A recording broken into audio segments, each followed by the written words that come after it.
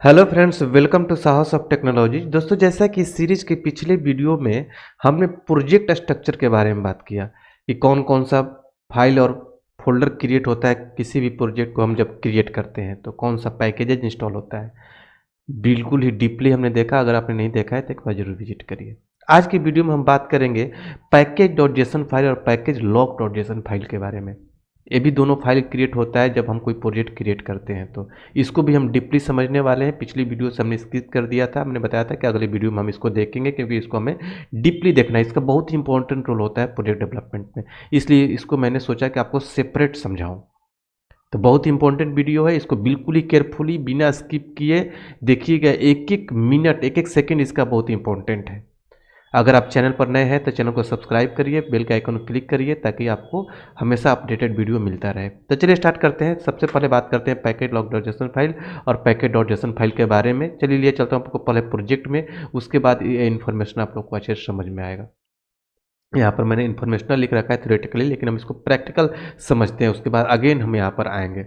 लिए चलता हूँ आप लोग को प्रोजेक्ट में। तो ये वही प्रोजेक्ट है जहाँ पर हमने बात किया था प्रोजेक्ट स्ट्रक्चर का, जहाँ पर हमने पिछले वीडियो में देखा था कि प्रोजेक्ट स्ट्रक्चर में कौन कौन सा फाइल और फोल्डर क्रिएट होता है। ठीक है, तो यहाँ पर आप लोगों को दिख रहा है पैकेज डॉट जेसन फाइल और package log dot JSON file, दोनों को हमने ओपन कर लिया। पैकेज डॉट जेसन फाइल, ठीक है, पैकेज डॉट जेसन फाइल को जैसे ही आप ओपन करते हैं तो आपको दिखता है यहाँ पर प्रोजेक्ट का नेम, ठीक है, वर्जन, जहाँ से आप वर्जनिंग मेंटेन करते हैं। जब आप प्रोजेक्ट लेवल पर काम करें और किसी कॉर्पोरेट में काम करेंगे तो यहाँ से वर्जन मेंटेन किया जाता है। ठीक है, ये वर्जन आपके इस प्रोजेक्ट का वर्जन है, ठीक है, ना कि आपके इस एंगुलर का। ठीक है, जैसे मान लिया वर्जनिंग कैसे मेंटेन करते हैं, जैसे मान लिया आपने कोई प्रोजेक्ट डेवलप करके दे दिया, उसमें कुछ चेंज आ गया तो अगला जो बिल्ड जाएगा अलग वर्जन से जाएगा, ताकि उसको मेंटेन किया जाता है किस किस वर्जन में क्या क्या हमने चेंज किया है। तो ये सब जब कॉर्पोरेट में काम करेंगे तो यह काम आएगा। उसके नीचे कुछ स्क्रिप्ट्स दिए हुए हैं, एनजी मतलब एंगुलर, स्टार्ट करने के लिए एनजी सर, बिल्ड करने के लिए एनजी बिल्ड, टेस्ट करने के लिए एनजी टेस्ट, ये सारी चीज़ें कुछ स्क्रिप्ट दिए हुए हैं। उसके नीचे जैसे ही आप जाते हैं तो दो सेक्शन बना हुआ है, डिपेंडेंसीज और डेप डिपेंडेंसीज। ठीक है, डिपेंडेंसीज के अंदर भी कुछ पैकेजेस के नेम है और डेप डिपेंडेंसीज के भी अंदर भी कुछ पैकेजेस के नेम है। इससे पहले मैं एक छोटा सा चीज़ आप लोगों को और भी याद दिलाता है। चलो पिछले वीडियो में हमने डिस्कस किया था कि जब हम कोई प्रोजेक्ट क्रिएट करते हैं तो आपके प्रोजेक्ट के अंदर एनपीएम जो है, जो नोड पैकेज मैनेजर है, बहुत सारा पैकेजेज इंस्टॉल करता है। ठीक है, और उस सारे पैकेजेज का जो फोल्डर है नोड मॉड्यूल के अंदर करके रखता है। ठीक है, और इन सारे पैकेजेज का reference package log dot JSON file इसमें और पैकेज डॉट जेसन फाइल के अंदर ला कर रखता है। ठीक है, अब आपको समझने में आसानी होगा कि ये पैकेजेज कौन से हैं। तो यहाँ पर जितने भी पैकेजेज हैं, ठीक है, इन सबका रेफरेंस इन दोनों फाइल के अंदर है। तो आप लोग को लग रहा होगा कि पैकेज डॉट जेसन फाइल के अंदर, यहाँ पर नोड मॉड्यूल के अंदर इतने सारे पैकेजेज हैं और पैकेज डॉट जेसन फाइल के अंदर इतने ही सारे कम पैकेजेज लिखे हुए हैं। तो यहाँ पर जो मेन पैकेजेज होता है उनका रेफरेंस, उनका नेम और वर्जन लिखा हुआ है। ठीक है, अब बाकी सारे पैकेजेज, ठीक है, का रेफरेंस यहाँ पर पैकेज लॉग डॉट जेसन, जितने भी पैकेजेज इंस्टॉल्ड हुए हैं सारे पैकेजेज का रेफरेंस यहाँ पर आपको मिल जाएगा।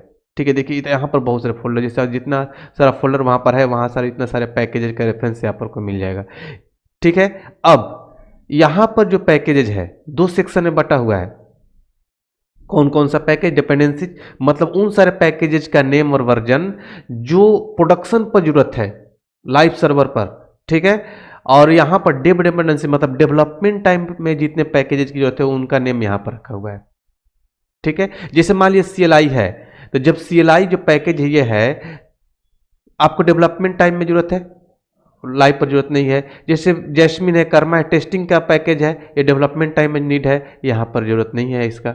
ठीक है, ये सारी चीज़ें समझने वाली है। ठीक है, दूसरा चीज़ कि जैसे मान लीजिए CLI इंस्टॉल हो रहा होगा, ये मेन पैकेज में है, अगर इसको कॉपी करके यहाँ पर मेन पैकेज का नाम दिया हुआ है, यहाँ पर आप सर्च करते हैं। देखिए, मान लीजिए कि अब कैसे पता चलेगा कि इस यहाँ पर इतने सारे पैकेजेज कैसे इंस्टॉल हो गए, कौन कौन सा मेन पैकेज है, उसका डिपेंडेंसीज क्या है। देखिए, ये सारे मेन पैकेजेज का नेम रखा हुआ है यहाँ पर, और जो पैकेज इंस्टॉल हो गए हैं उस सारे पैकेजेज का रेफरेंस यहाँ पर है। ये चीज़ ध्यान रखिएगा।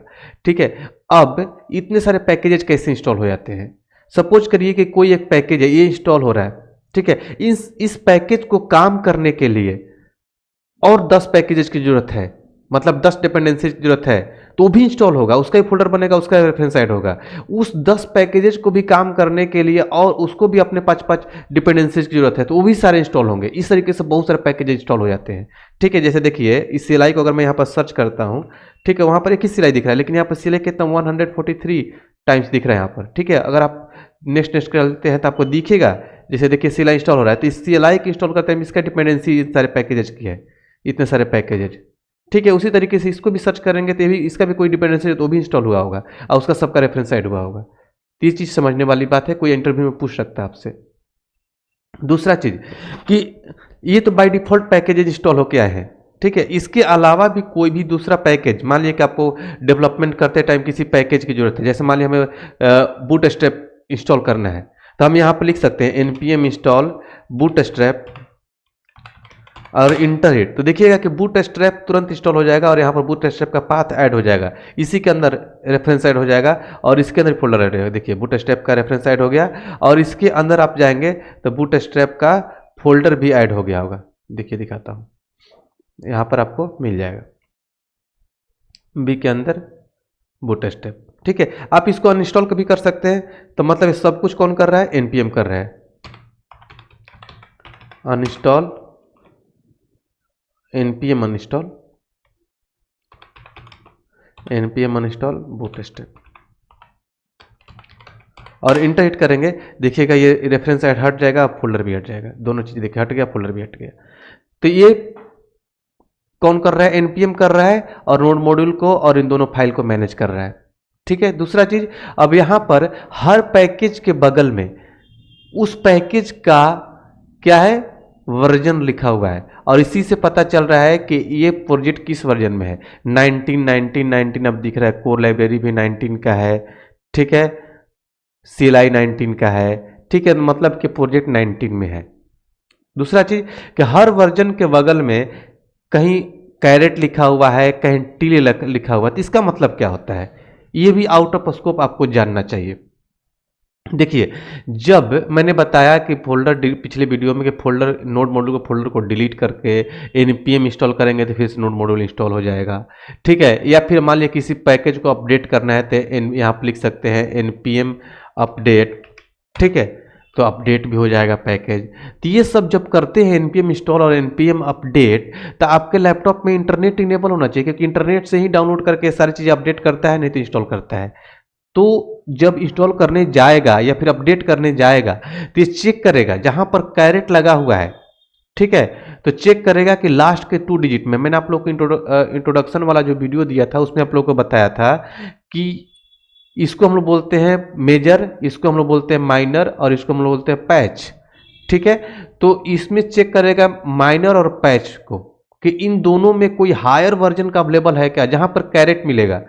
ठीक है, हायर, इसमें इन दोनों में कोई हायर वर्जन का मतलब 10 की जगह पर 1 2 3 या फिर 2 की जगह 3 4 5 ऐसा कोई अवेलेबल है क्या, अगर है तो उसको इंस्टॉल कर देगा। और जहां पर टिल्ड मिलेगा तो उसमें केवल लास्ट डिजिट को चेक करेगा कि लास्ट वाले डिजिट में कोई हायर वर्जन का अवेलेबल है क्या, तो उसको इंस्टॉल कर देगा। और जहां पर कुछ भी नहीं लिखेंगे तो एग्जैक्ट इसको यही मिलना चाहिए तो उसी को इंस्टॉल करेगा। इसीलिए कहीं ना कहीं कैरेट और टिल लगा हुआ रहता है। फर्स्ट डिजिट को कभी चेक नहीं करेगा, क्योंकि फर्स्ट डिजिट चेंज करने का मतलब कि पूरा का पूरा वर्जन चेंज हो जाएगा। ठीक है, इसलिए लास्ट 2 डिजिट और लास्ट 1 डिजिट को चेक किया जाता है और उसमें जो अपडेटेड हो गया, मान लिया कोई स्मॉलर फीचर आए हुए हैं तो उसको चेक कर लेगा, या कोई बग फिक्स किया गया उसको चेक कर लेगा। माइनर, मेजर और पैच के बारे में मैंने आप लोगों को इंट्रोडक्शन वाले वीडियो में समझाया है, उस वीडियो को अच्छे से समझिएगा, ये भी बहुत इंपॉर्टेंट रोल प्ले करता है और एक्सपीरियंस लेवल पर आपसे पूछ भी लिया जाता है। तो आई होप कि आप लोग को समझ में आया होगा कि पैकेज और JSON file, package log JSON file का क्या रोल है और कितना इंपॉर्टेंस है प्रोजेक्ट के अंदर। बहुत सारे पैकेज आपको इंस्टॉल करने होंगे आगे चल के, जब भी हम डेवलपमेंट करेंगे बड़े बड़े, तो वहाँ पर बहुत सारे पैकेज इंस्टॉल करने होंगे, यहाँ पर उसका रेफरेंस ऐड होगा, उसको देखना होगा, उस पर डेवलपमेंट करना होगा। तो वही सारी चीज़ें मैंने यहाँ पर भी लिख रखा है कि पैकेज डॉट जेसन फाइल में क्या क्या होता है, package log dot JSON file में क्या होता है। फिर भी आपके माइंड में कोई भी कन्फ्यूजन हो तो हमारे कमेंट बॉक्स में शेयर करिए, हम आपके कमेंट के रिप्लाई करेंगे। तो वीडियो को ज़्यादा से ज़्यादा लाइक करिए, शेयर करिए दोस्तों के साथ, ताकि सबको देखने को मिले। तो चलिए मिलते हैं अगले वीडियो में अगले टॉपिक के साथ, तब तक के लिए थैंक यू सो मच।